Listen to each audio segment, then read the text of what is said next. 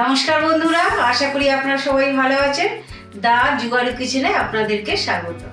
তো বন্ধুরা, আজকে আমি একটু চিকেন বানাবো, তা আমার সাথে থাকুন, দেখতে থাকুন আমি কিভাবে চিকেনটা বানাই। আর ভালো লাগলে অবশ্যই লাইক, কমেন্ট, শেয়ার আর প্লিজ আমার চ্যানেলটা সাবস্ক্রাইব করবেন। চলুন বন্ধুরা, চিকেনটা কিভাবে বানাতে হয় আপনারা দেখুন। সবার আগে আপনাদেরকে দেখাবো মশলাটা আমি সিলে বেটে করেছি।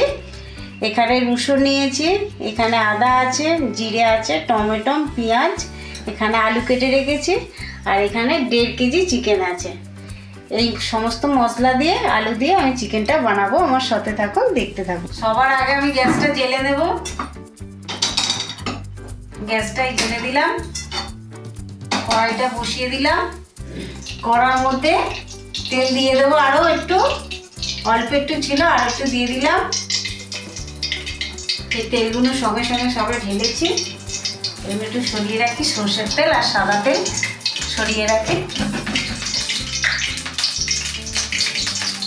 সামান্য একটু হলুদ দিলাম তেলের মধ্যে, একটু লবণ দিলাম।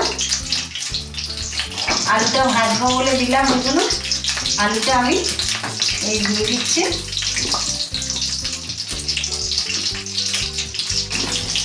হলুদ আর একটু লবণ দিয়ে ভাজলে আলুটা বেশ সুন্দর ভাজা হয়, ওর জন্য ওরকম করে ভাজি।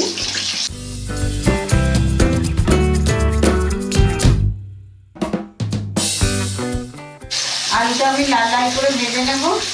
আমি অনেক কদিন ভিডিও দিতে পারি না, তার কারণ আমার শ্বশুরমশাইয়ের বাৎসরিক কাজ এলো, সেই কারণে খুব ব্যস্ত ছিলাম, তার জন্য আমি ভিডিও করতে পারি না।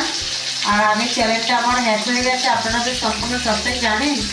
খুব মন খারাপ, ভিডিও করতে গেলে খুব সেইটা কথা মনে হয়। আমার ছোট্ট দুনিয়া ছিল আমার চ্যানেলটা, আবার এটা আমি করছি। আপনারা আমাদের সাথে থাকবেন, এইভাবে আগের চ্যানেলে আমার সাথে ছিলেন, এইটাও আমার এইভাবেই থাকবেন। আমাকে অনেক দূর আগিয়ে নিয়ে গেছিলেন আগেরটায়, ঠিক সেই এটাও করবেন, এরকম আমার পাশে থাকবেন। খুব কষ্ট পেয়েছি সেই চ্যানেলটা আমাদের হ্যাক হওয়ার পরে, প্রচণ্ড কষ্ট পেয়েছি। আলুটা আমার ভাজা হয়ে গেছে লাল লাল করে, এই দেখুন। আমি এবার তুলে নেব আলুটা।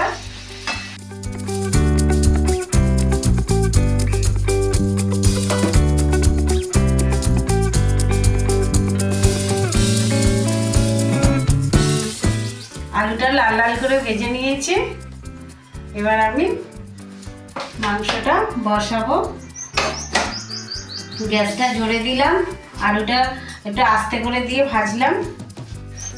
তেজপাতা দিয়ে দিলাম, আর একটু তেল লাগবে, তেল দিয়ে দিলাম। শুকনো লঙ্কা দিয়ে দিলাম, অল্প একটু এলাচ দিচ্ছি, দিলে সেন্টটা হবে খেতে। দেখুন, এলাচ দিচ্ছি অল্প, খেতে খুব সুন্দর হবে। পেঁয়াজটা লাল লাল করে ভেজে নিয়েছি। পেঁয়াজ দিয়ে দিলাম,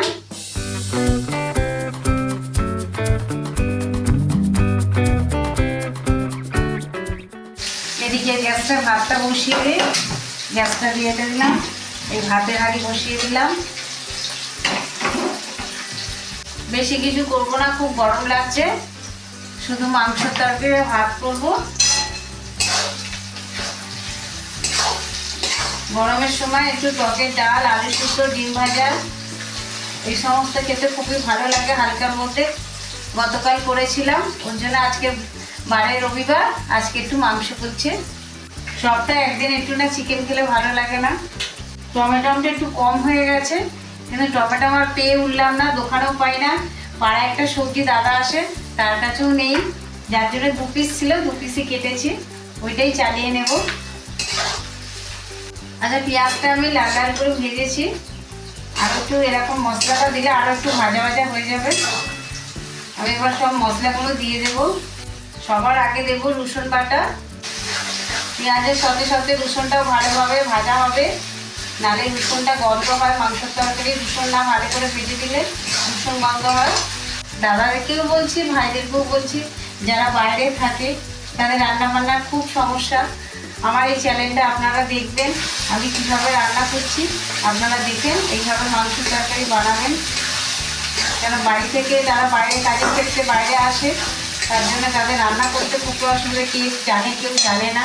যারা জানেন না, আমার এই দা জুগাড়ু কিচেনটা আপনারা সার্চ করবেন, পেয়ে যাবেন। দেখবেন আমি কিভাবে রান্না করছি, আপনারা সেইভাবেই বানিয়ে বানাবেন।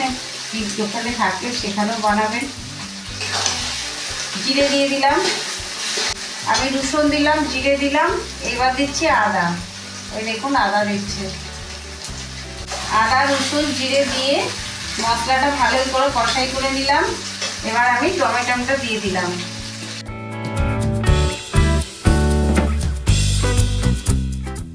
এবার দিচ্ছি লবণ।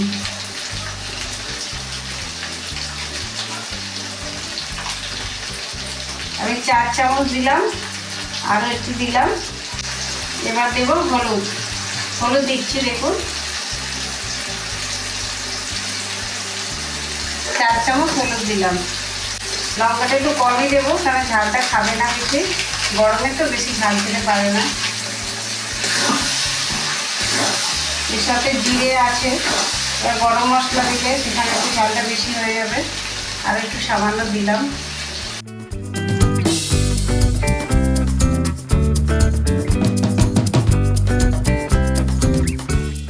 মশলাটা আমি ভালো করে কষে নিয়েছি। এবার মাংসটা দিয়ে দেবো।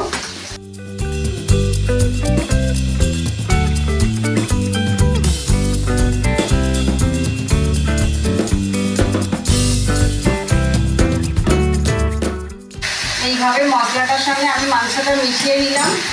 এবার মাংসটা থেকে তেল ছাড়বে। আমি গ্যাসটা আস্তে করে দেবো, সিমে দিলাম। এবার মশলাটা থেকে তেল ছাড়ুক, তারপর আবার নাড়বো। এবার চালটা আমি সবার আগে ধুয়ে নেব। চালটা ভিজিয়ে রেখেছিলাম।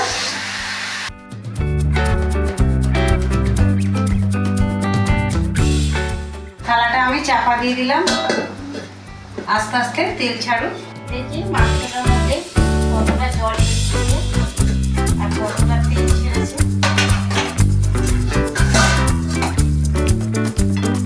অনেকটা তেল ছেড়ে গেছে, তেল জল কিছুই বেরোয়।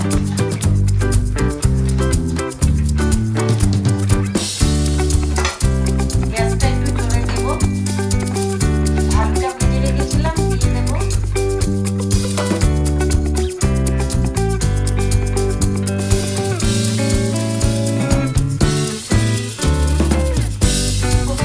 মাংসটা বানানো যায়, মাখিয়ে করে কেউ ভেজে করে। আমি একটু ভেজে করলাম।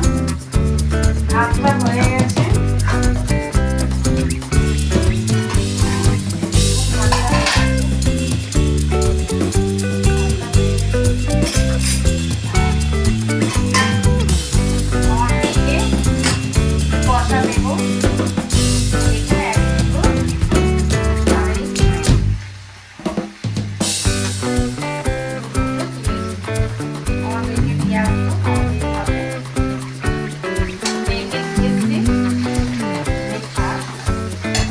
কষা দেবো।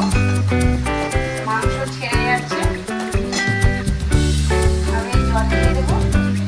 মুরগির মাংস বলো, খাসির মাংস বলো, একটু জলটা গরম করে দিলে বেটার হয়। কিন্তু আমার সময়ের অভাব, খুব টাইমটা অনেকটা হয়ে গেছে। তার জন্য আমি কাঁচা জল দিয়ে ঠান্ডা জল একদম দিয়ে দিলাম।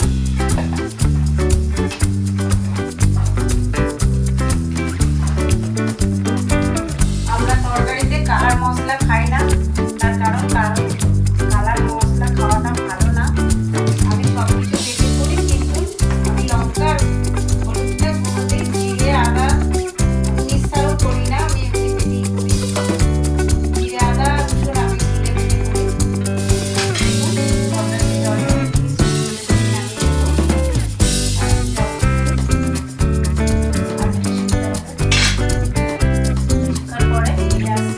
ঝালটা একটু কম দিয়েছি। এবার গরম মশলা দিয়ে দেবো। হয়ে গেছে মাংসটা, নামিয়ে নেব।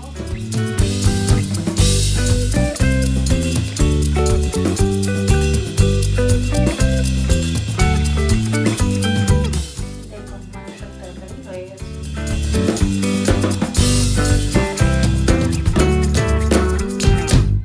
এবার গ্যাসটা পরিষ্কার করতে আর পাথরটা পরিষ্কার করতে 1 ঘন্টা লাগে। বন্ধুরা, আমি মাংসের তরকারি তো বানানো হয়ে গেল। তা কীরকম হয়েছে অবশ্যই কমেন্টে জানাবেন। ভালো লাগলে লাইক কমেন্ট শেয়ার করবেন। প্লিজ আমার চ্যানেলটা সাবস্ক্রাইব করবেন, আমাদের পাশে থাকবেন। দেখা হচ্ছে পরবর্তী ভিডিও। এতক্ষণ দেখার জন্য অসংখ্য ধন্যবাদ সবাইকে। নমস্কার।